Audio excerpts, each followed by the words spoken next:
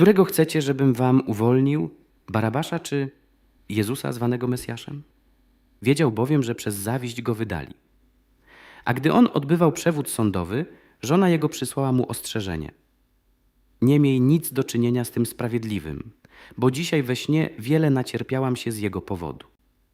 Tymczasem arcykapłani i starsi namówili tłumy, żeby żądały Barabasza, a domagały się śmierci Jezusa. Pytał ich namiestnik, którego z tych dwóch chcecie, żebym wam uwolnił?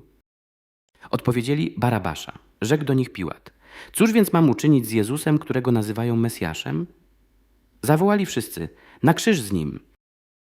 Namiestnik powiedział, cóż właściwie złego uczynił?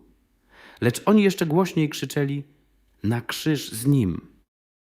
Piłat, widząc, że nic nie osiąga, a wzburzenie raczej narasta, wziął wodę i umył ręce wobec tłumu, mówiąc, nie jestem winny krwi tego sprawiedliwego, to wasza rzecz. A cały lud zawołał, krew jego na nas i na dzieci nasze. Wówczas uwolnił im Barabasza, a Jezusa kazał ubiczować i wydał na ukrzyżowanie. Kiedy Piłat spoglądał na Jezusa, widział w nim wszystko to, czego nienawidził w sobie i w innych. Widział człowieka przegranego, opuszczonego, bezbronnego i przeklinanego. Jezus był kimś, kim Piłat za nic nie chciałby być. A jednak Piłat, patrząc na Jezusa, widział w nim swój lęk przed przyszłością, przed przeszłością, przed wspomnieniami, przed upokorzeniem, bólem, niechęcią do siebie samego.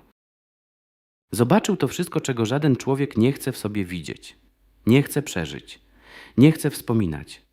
Zobaczył Jezusa w nędzy i pogardzie, człowieka bez szans. A jednak taki człowiek miał w sobie nie tylko podobieństwo do Boga, ale sam był Bogiem. Co Jezus widział w Piłacie?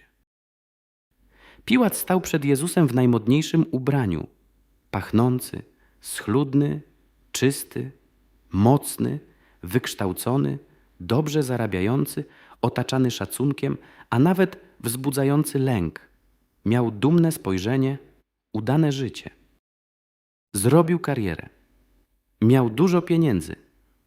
Ludzie go słuchali i kłaniali mu się nisko.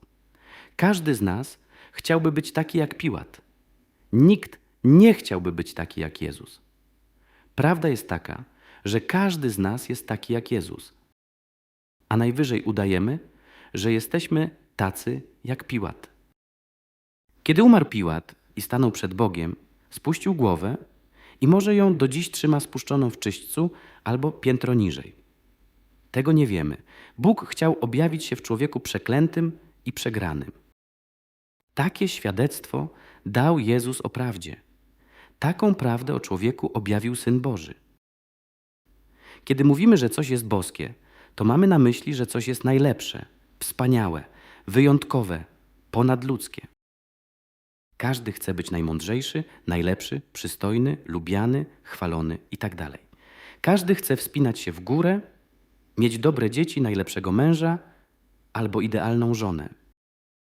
Wszyscy dążą do tego, co piękne, idealne, wybitne. Inaczej mówiąc, chcą stać po stronie Piłata, a nie po stronie Jezusa. Boskość promieniowała z odartego, z godności, poranionego, przeklętego człowieka. Dlaczego Jezus to uczynił? Żebyś ty nie musiał się potępiać za to, co było ciemną stroną twojego losu. Osobom, które wsparły kanał, wysyłam dodatkowy komentarz w formie pliku MP3 oraz niepublicznego filmu, który mogą oglądać oraz udostępniać wszystkie osoby, które mają do niego link.